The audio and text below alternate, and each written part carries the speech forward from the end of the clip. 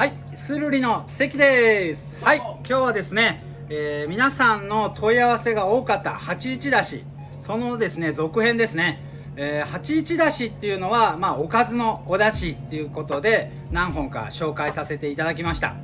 で、コメント欄に煮魚ってどうするのっていうちょっとねご質問があったんで、煮魚ももうお出汁を決めれば簡単にできるってことをね、今日はご説明させていただきたいと思います。はい、じゃあ材料説明いきますね。はい、こちらメバルですね。春が旬になってます。2匹です。でね、今回のお出汁は、こちら水が 500cc です。で、こちら濃い口100、みりんが100、お酒が100ですね。で、その他ごぼうが1/2本、生姜1かけ、しいたけ2個、長ネギ1/2です。じゃあ実際ね、どんだけ簡単に作れるか、皆さん目撃者となってください。これから始めます。はい、じゃあですね、霜降りをしていきます。で、意外に和食っていうのはですね、繊細で、こういうね霜降りとかこういうのをね、端折ってしまうと生臭さが出ちゃうので、意外に大事なんですね。で、こちら入れていきますね。揚げるタイミングもよく見ててくださいね。入れてエラがピーンと張ってきた、この瞬間ぐらいで、あんまりやりすぎてもいけませんね。エラがピーンと張ってきたぐらいがちょうどいいですね。はい、じゃあもう一回いきますね。こちらね、はい、メバルちゃんが泳いでいきますよ。泳いでエラがピーンと張ってきた、もういいよ。はい、じゃあ冷水に落としてあげます。で、こちらね、冷水に落とした後もね一番重要ですね。この中ね、お腹の中とか血合いが残ってますので、水の中でしっかりこう下処理をしてあげることで雑味がなくなったり生臭さが抜けますのでね。よくこの辺とかよく鱗が残ってしまいますので、しっかり水の中で掃除してあげてください。この辺ね、よく血合いがね残ったりしますので、エラがピーンと張ったね、あんまりこう霜を振りすぎてもいけませんのでね、お味の方が抜けちゃいますので、こんぐらいの感じですね。あとはですね、揚げましたらリードペーパーね、キッチンペーパー、こちらでしっかり拭いてあげてくださいね。こちらでね、丁寧に下処理することがですね、やっぱり美味しさの秘訣になりますので、こういう感じでね、しっかり拭いてあげてください。はい、じゃあ煮物にね入れるねお野菜、ちょっと軽く包丁していきますね。生姜1かけ、こちらもスライスで。生姜ね、煮物の時最初から入れちゃう人結構いるんですけど、生姜って煮すぎると苦みが出たりしちゃうので、香りが出るぐらい、今回ねポイントの一つなんですけど、途中から入れてください。そうすることによって苦みじゃなくてしっかりと香りが立ってきますのでね。で、長ネギですね。青い部分はもうこういう感じで、あとは一口サイズですね。咀嚼しやすいようにだいたい3センチから4センチぐらいね、このぐらいでいいですかね。はい、じゃあこちら野菜包丁終わりましたので、実際じゃあ煮汁を入れて、煮ていきたいと思います。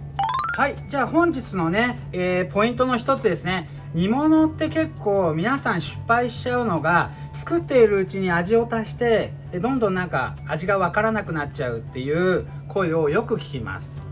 じゃあ逆の発想でもう最初から美味しいお味にして、あと煮詰めるだけにしたらもっと簡単なんじゃないかっていうね、発想の転換でやらせてね、今回やってみます。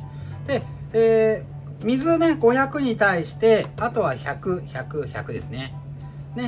6対1対1ですね。このお酒の割合っていうのは、水とお酒の割合ですね。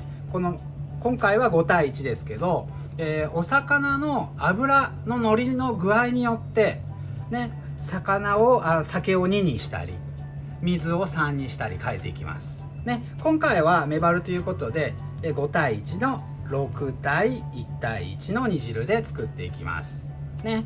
はい。で、気をつけたい点は、水よりお酒が多くならないようにしてください。そうするとね、酒っぽい味になってしまいますので。で、こちら500、水500とお酒100で、まず 600cc ですね。はい。じゃあこちら、はい、いきますね。こちら濃い口 100cc。はい、じゃあ最後こちらみりん 100cc ね、合わせて6対1対1ですね。そこをぜひね、覚えてみてください。お酒とお水を足して6ってことですね。はい、そうですね。お酒と水を足して6。ね、そのお酒の具合は先ほども言いましたけど、油のお魚の油の乗りによってプロは変えてます。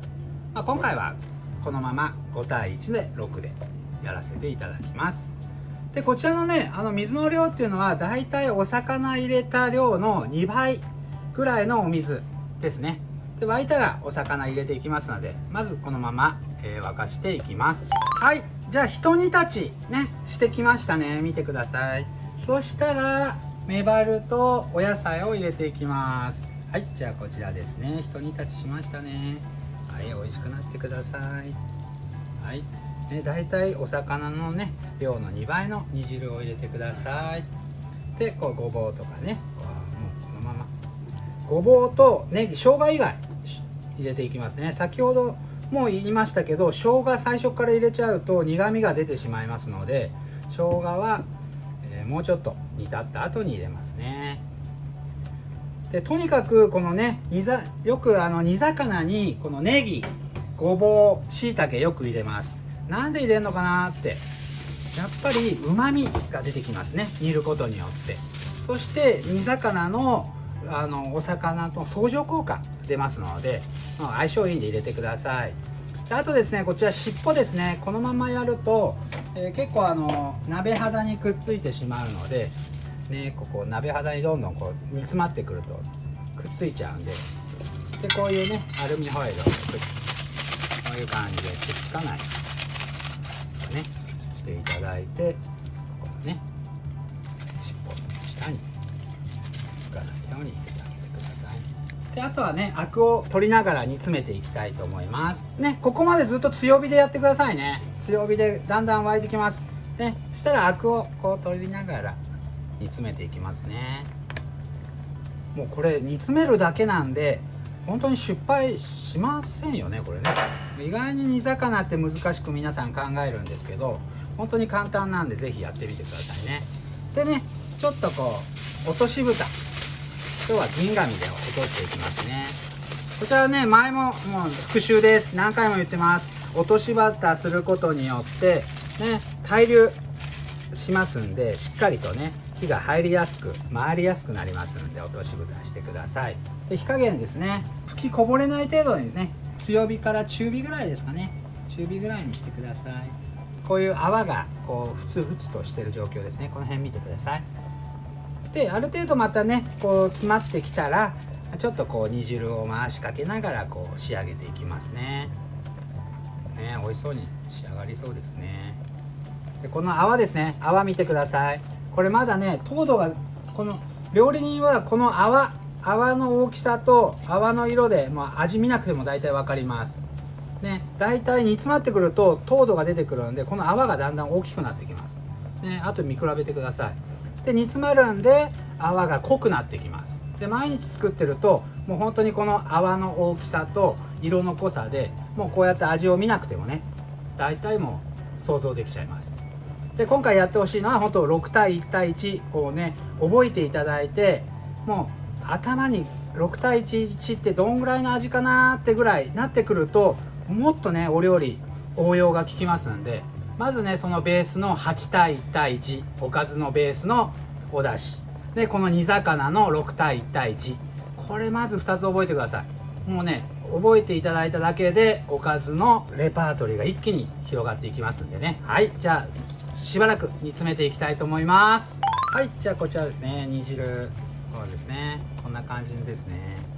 でね、煮汁が半分ぐらいになって初めて生姜入れていきますね。こちらで、これ風味壊さないようにあんまり煮すぎないでくださいね。よく最初から入れちゃうんですけど、煮すぎちゃうと生姜の香りなくなっちゃいますのでね。でまたもうちょっと煮詰めていきます。こんな感じですね。また煮詰めていきます。はい、そうですね。こんぐらい煮詰まってきたらね、先ほどよりこういう大きい泡が出てきましたね。でこれがですね煮汁が煮詰まった、シグナルとなってますね。で煮汁のね泡の色も濃くなってくると思います。ね、こういう感じで最後こうね、こう煮汁をかけながらもう美味しく出来上がってますね。はい、じゃあこちら持って完成ですね。じゃあですね、こういうねヘラを使ってね、持ってあげてくださいね。もう優しく美味しくなったかなってね、優しくこういうヘラでね、こうでこのままよいしょよいしょと。ほんとごぼう、しいたけ、ネギね、本当にこう相乗効果で本当にお味が出てきますのでね。生姜もねこれね食べれるんでね、結構お酒のつまみなんでね、これ本当に当てになりますんでね。よいしょ。じゃあこちらこんな感じですね。完成です。